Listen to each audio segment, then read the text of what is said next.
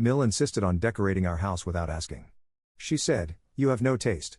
I repainted everything neon green just to watch her freak out. She's never offered help again. Story 1. Alright, here we go. This is a story about my mother-in-law, Claudine, and how I finally put an end to her constant meddling in my life.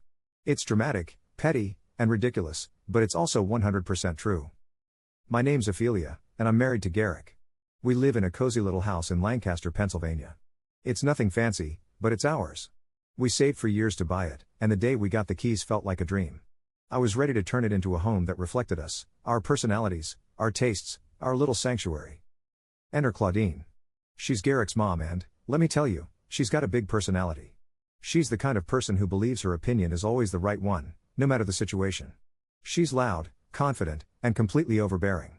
If there's a way to make something about her, she'll find it. From the moment Garrick and I started dating, Claudine made it clear she didn't think I was good enough for her son. She never outright said it, but the little digs and side comments made her feelings crystal clear. Still, I tried to get along with her. I thought if I was polite, kind, and respectful, maybe she'd warm up to me. But that's not Claudine. No matter what I did, she found a way to insert herself into our lives. She was always offering unsolicited advice, always critiquing my choices, always acting like she knew best. At first, I could brush it off. Then, it got worse. It started with small things. The first time I noticed her overstepping was when she came over one day and decided my curtains were all wrong. Garrick and I had just painted the living room a pale blue, a color I loved, and I'd picked out these pretty floral curtains to match. They weren't fancy, but they made the room feel cozy and cheerful. Claudine walked in, took one look, and wrinkled her nose. "Oh no," she said, like she'd just stepped into a barn instead of our living room. "This doesn't work at all. You need something more elegant." I told her we liked it just fine, thank you very much. She didn't say anything else, just gave me this tight-lipped smile that I now recognize as her "I'm going to fix this" smile. The next day, I came home from work to find that my curtains were gone. In their place were these heavy, gold monstrosities that looked like they belonged in a Victorian opera house. I was furious. Garrick, of course, tried to calm me down. "She's just trying to help," he said, like that excused her letting herself into our house and completely disregarding my choices. "She didn't ask," I snapped. "This is our home, Garrick. Not hers." He promised to talk to her, and I believed him. But if Claudine felt bad about it, she didn't show it. She just kept pushing.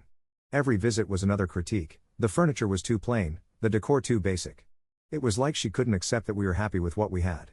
She needed to make it hers. The worst came a few months later. Garrick and I had saved up to redecorate the dining room. We'd been talking about it for weeks, deciding on colors, furniture, everything. I had this vision of light wood, soft beige walls, and a cozy but elegant vibe. I was so excited. Claudine caught wind of it and immediately inserted herself into the process. "Oh, don't waste money on a decorator," she said.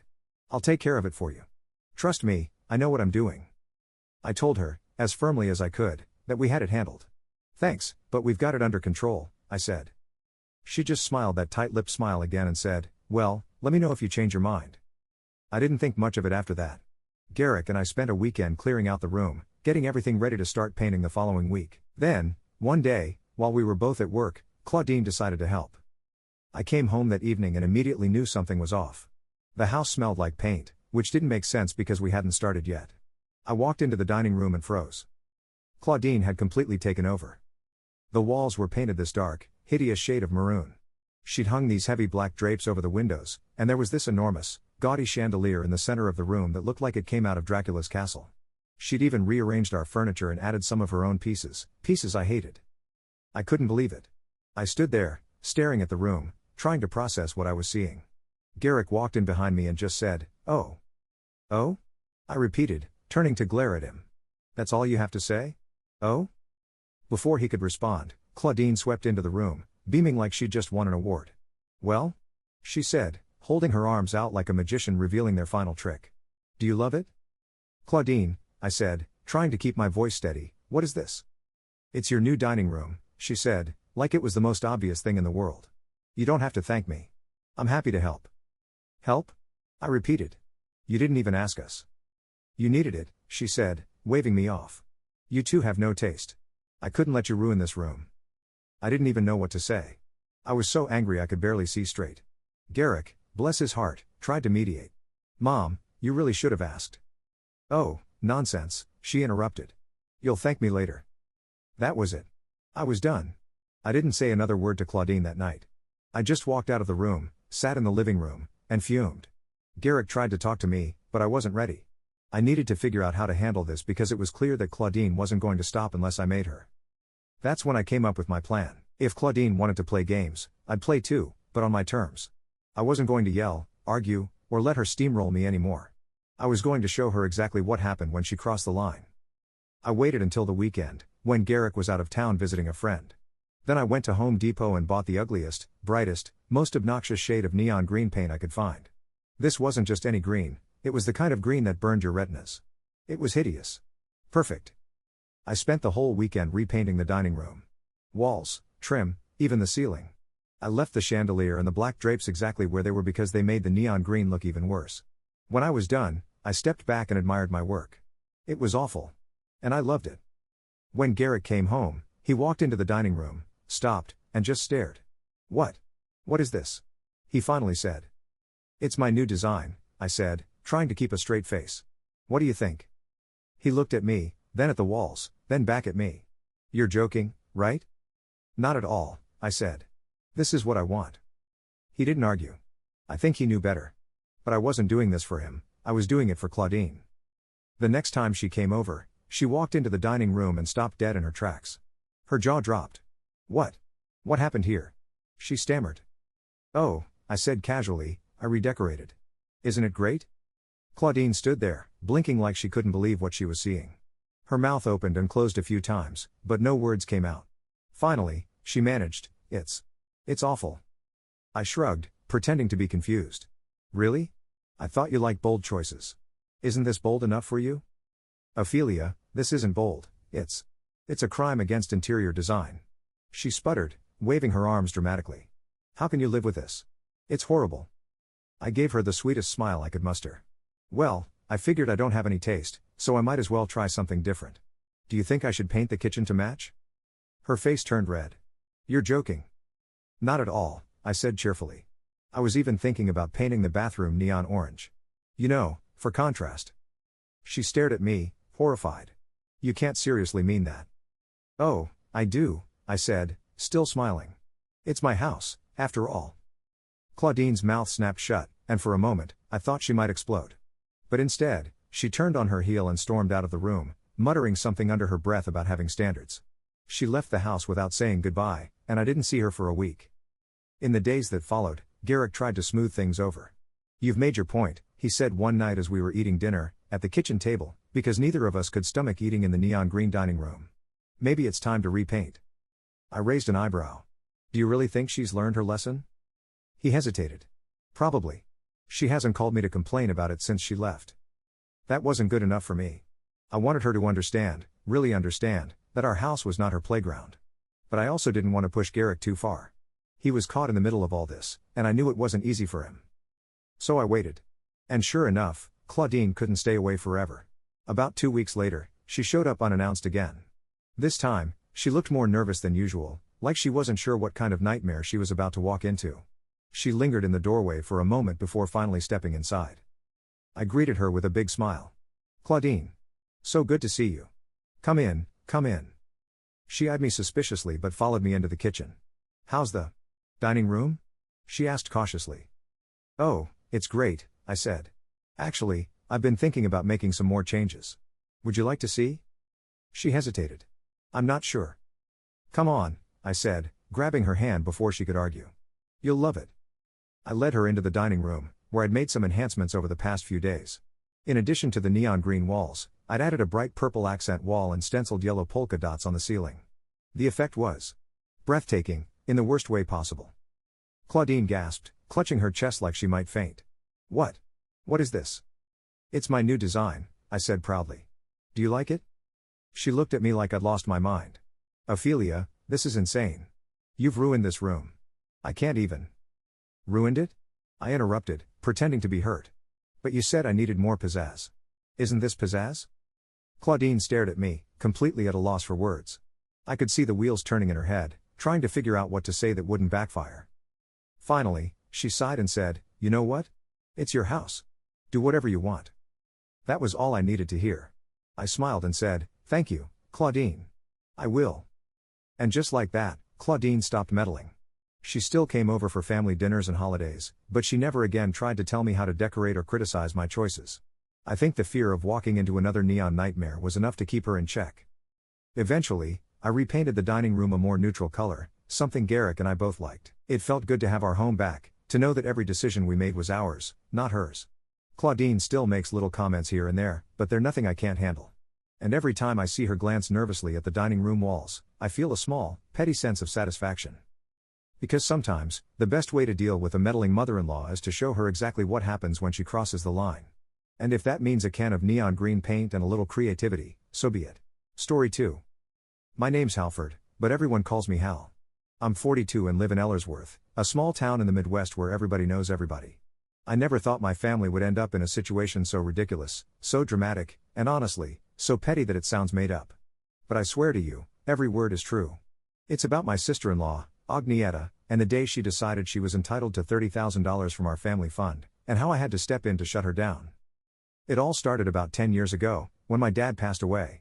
He wasn't a rich man, but he worked his whole life and managed to save about $120,000. After the funeral, my mom, Myrtle, suggested we create a family fund with the inheritance. The idea was simple: the money would stay untouched unless there was a real emergency. Not a vacation emergency or a I need a new car emergency, actual life-altering situations like medical bills or helping someone get back on their feet. It was our safety net. My mom, my younger brother Baron, and I all agreed. We even added a little extra to the fund over the years to keep it growing. We never really discussed it after that. The fund just sat there, quietly doing its job. That is, until Agnieszka entered the picture. Agnieszka and Baron met about 5 years ago on a cruise. When Baron introduced her to us, my first thought was, what is he doing? Agnieszka was loud. I don't just mean her voice, although that was plenty loud too. She had this presence, this way of making every situation about her. She'd tell long, rambling stories that always ended with some grand statement like, I could have been a millionaire if I wanted, but I chose to follow my heart instead. She was also one of those people who talked a lot about manifesting things. She'd go on about how she didn't need a job because the universe would provide. She'd drop phrases like, I don't believe in work, it's for small-minded people. Meanwhile, Baron worked 2 jobs just to keep up with her spending habits. At first, we all just kind of tolerated her because Baron seemed happy. But it didn't take long for her true colors to show. Fast forward to about 6 months ago. We were having a family barbecue at my mom's house, a pretty regular thing. My mom and I were flipping burgers, my cousin's kids were running around the yard, and Baron and Agnieszka showed up late, as usual. Agnieszka had this big smile on her face, and Baron looked like he'd rather be anywhere else. She walked right up to the table, clinked her glass like she was giving a wedding toast, and said, we have an announcement. The yard went quiet. Even the kids stopped screaming for a second. We're starting a boutique, Agnieszka said, grinning like she'd just invented the internet. It's going to be high-end, boho chic. We already have the vision and everything. Nobody said anything. I think we were all trying to process what was happening. Finally, my mom, who is the politest person I know, said, that's interesting. How are you going to fund it? That's when Agnieszka dropped the bomb. Oh, we're going to use the family fund. It's perfect, it's just sitting there, and this is a great investment in Baron's future. I swear to God, I almost dropped my burger. Nobody said a word for a good 10 seconds. Agnieszka took the silence as encouragement and kept talking. It's not even that much, she said, waving her hand like $30,000 was pocket change. We're just asking for $30,000. You'll get it back when the boutique takes off. Plus, it's family money, so technically, you owe us. At this point, I was staring at Baron, trying to figure out if this was actually happening. Baron was looking at the ground like a kid caught sneaking cookies before dinner. He didn't say a word. My mom, being the saint that she is, calmly explained that the family fund was for emergencies, not business ventures. Well, this is an emergency, Agnieszka snapped. If we don't act now, someone else might open a boutique just like ours. Time is money, Myrtle. I couldn't take it anymore. That's not how emergencies work, I said. The fund is for things like hospital bills or if someone loses their job, not for starting a boutique. Agnieszka turned to me with this fake smile plastered on her face. You don't understand, Hal. This isn't just a boutique, it's a legacy. And you, as the oldest, should support your brother's dream. I laughed. I couldn't help it. Baron doesn't even like shopping, I said. How is this his dream? Baron finally spoke up, mumbling something about how Agnieszka really believed in the idea. It was clear he was just trying to keep the peace, but it wasn't working. For the next 2 weeks, Agnieszka wouldn't let it go. She called me, my mom, even our extended family, trying to guilt us into giving her the money. She said things like, "If you don't help us now, you'll regret it when we're successful and you're not part of it," and, "Baron's family should believe in him more." The worst part was that she didn't just pressure us, she pressured Baron. I could tell he was miserable. Every time I called him, he sounded more and more defeated. He kept saying things like, "I don't want to fight about this, Hal," and, "Agnieszka's just really passionate about it." Passionate? Sure. Then, Agnieszka took things to a new level. One day, she showed up at my mom's house unannounced with a printed contract in hand. It was a joke, a 2-page document with typos everywhere, outlining how the family fund would loan her $30,000 and how she would pay it back within 2 years of boutique profits. My mom, bless her heart, kept a straight face the whole time and told Agnieszka she'd think about it. When I found out, I was furious. Agnieszka wasn't just being pushy, she was being manipulative. She was trying to steamroll my mom into giving her the money, knowing my mom hates confrontation. That's when I decided enough was enough. I pulled Baron aside the next day and told him we needed to put this to a vote. He looked at me like I'd just suggested we rob a bank. "A vote?" he said. "Yeah," I said. "If Agnieszka thinks she is such a great case, let her present it to the whole family. Majority rules. No more backdoor deals."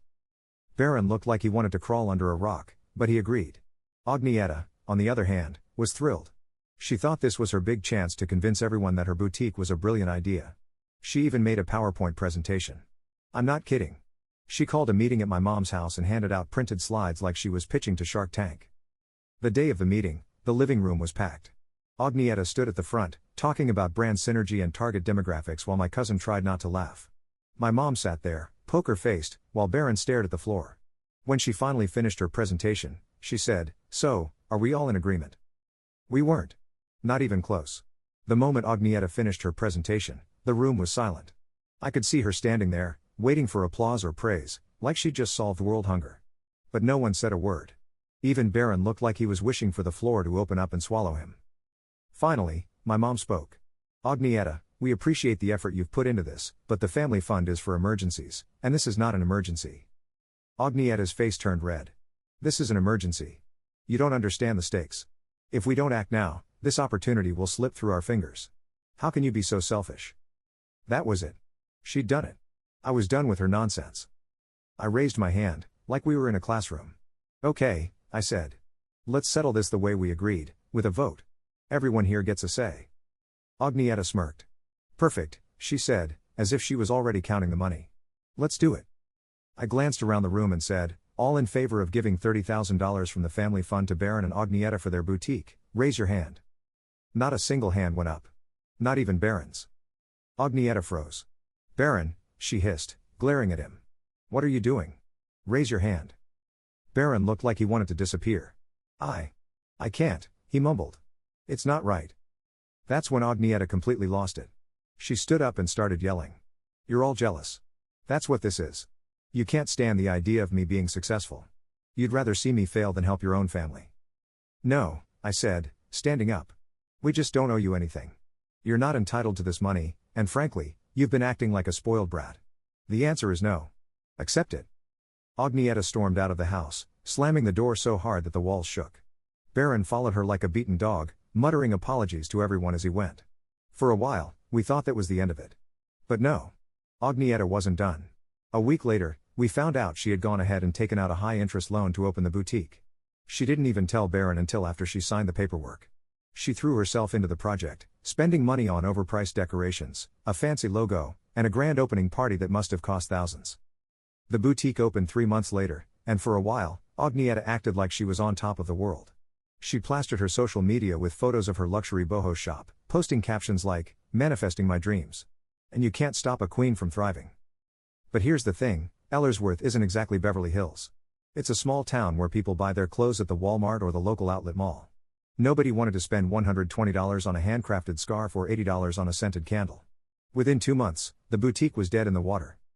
When the boutique started failing, Agnieszka tried everything to save it. She ran flash sales, begged her Instagram followers to come shop, and even tried hosting a yoga class in the store to attract customers. Nothing worked. The bills piled up, and her loan payments were due. That's when she came crawling back. She called me first.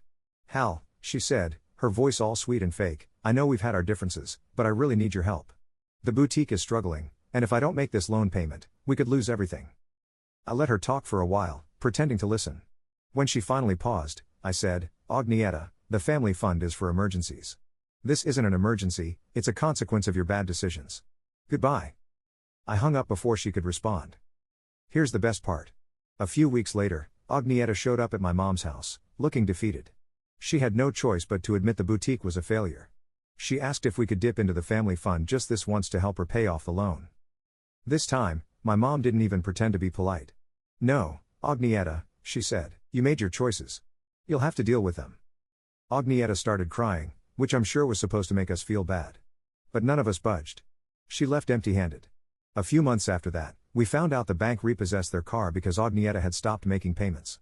Then Baron called me to tell me he was moving out. He'd finally had enough of her entitlement and reckless spending. They divorced not long after. The boutique is long gone, and so is Agnieszka. Baron's been doing much better without her dragging him down, and the family fund is safe and sound. Agnieszka, on the other hand, is still paying off her debts. She tried reaching out to me again recently, but I ignored her calls. I'm done with her. Sometimes, the best revenge is just letting people dig their own holes, and refusing to throw them a rope.